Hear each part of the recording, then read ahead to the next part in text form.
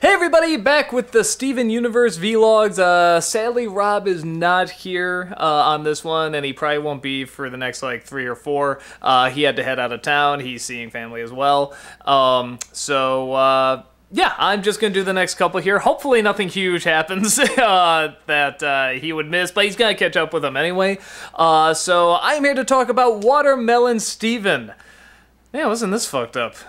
This was a, yeah, very bizarre, kind of messed up episode. So, Steven and his father, they just start spitting watermelon seeds, you know, just having fun, hanging out. And it turns out all the watermelons sort of grow these mini hymns, these mini Steven watermelons. Actually, by watermelon standards, they're pretty big. Although, I don't know, some can get really fucking huge. But you get the idea. They're these watermelon Stevens that pop up, and he thinks they're just watermelons, so he doesn't know what to do, so he just decides to sell them, and a lot of people buy them.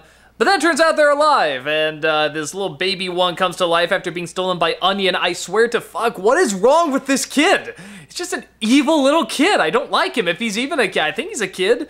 I don't know. What is he? What's his story? I just don't like him. But anyway, this baby Steven Melon comes to life, and he realizes that the others will come to life, so he goes and tries to collect them all, and he realizes they're kind of hostile and kind of violent, so the gems pick up on this, and they think Steven's in danger, so they try attacking the gems. He doesn't know what to do, because, you know, the gems are slicing up these melons, like, big time, yeah, so the baby Steven Melon decides to punch Steven in the gut, knowing that all the watermelons will attack him and not hurt the gems. So it does that, it sacrifices itself. Steven tells them all to go, become their own melons, and think about what they've done. One of them gets picked up by a seagull, and then Steven eats the remains of baby melon. Yeah, pretty screwed up. Trying to think where to even start with this. Alright, so these, well, first of all, the connection to the melons and, like, and how can he do this, they explain, his mother always sort of used plants to come to life. She could bring plants to life, and they always fought. They were fighting plants. So these kind of obviously do the same thing. They're trying to do it for a good cause, but they get confused. I guess they're only a few minutes old. What can you expect? But once again, is something Rob was kind of bringing up, and I'm kind of agreeing more and more, is the thing with the gems is that their answer to everything is just kind of violence.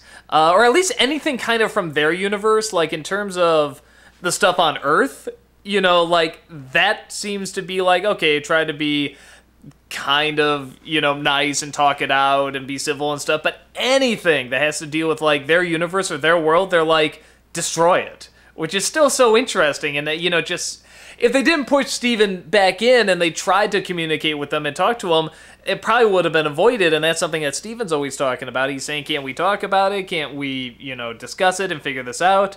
And yeah, it's feeling more and more like it's intentional, that sort of the difference between the gems and Steven is that he's much more of a pacifist. He's the peacekeeper. He wants to talk things out. He doesn't want to fight unless he has to.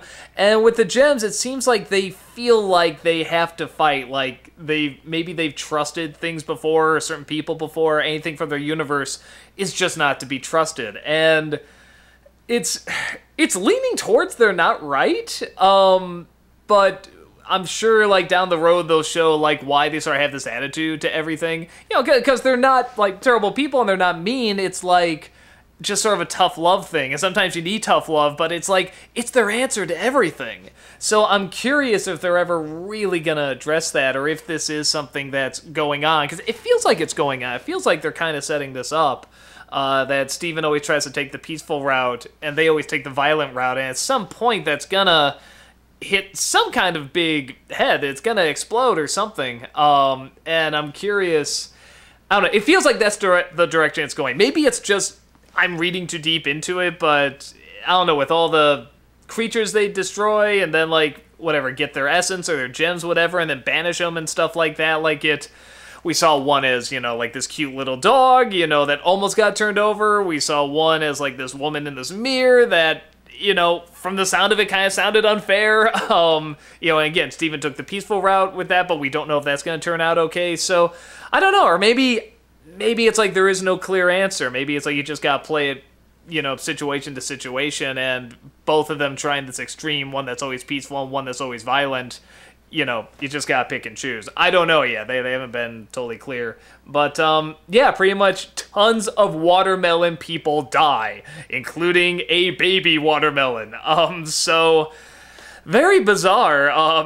Pretty violent, too. I mean, there's a lot of, like, these watermelons blowing up and stuff like that. Apparently they have a lot of $2 bills in this world, too. That was very interesting. Trying to think what else. Yeah, just very strange, which I guess I wouldn't expect anything else out of this show, but yeah, kind of a dark, cryptic episode. It'll be interesting to see if these watermelon people just come back at any point. Actually, that'd be great if, like, in the middle of an episode or something, they can't find a way out, they don't know what to do, and then just, like, Steven calls the watermelon people, and they just come back after, like, all this time. That'd actually be really funny. But, yeah, we'll just see what happens. So, pretty cryptic and screwed up, but creative. I thought it was really creative that he just spits the seeds everywhere, and then just all these little watermelon people grow. I like sort of eating the chewing out the watermelon crown and stuff like that. You know, little touches like that I really like. So yeah, have we seen the last of the watermelon people? We will see. So yeah, just see it on the next one. See if baby watermelon comes back. How sad. I'm sure he was delicious.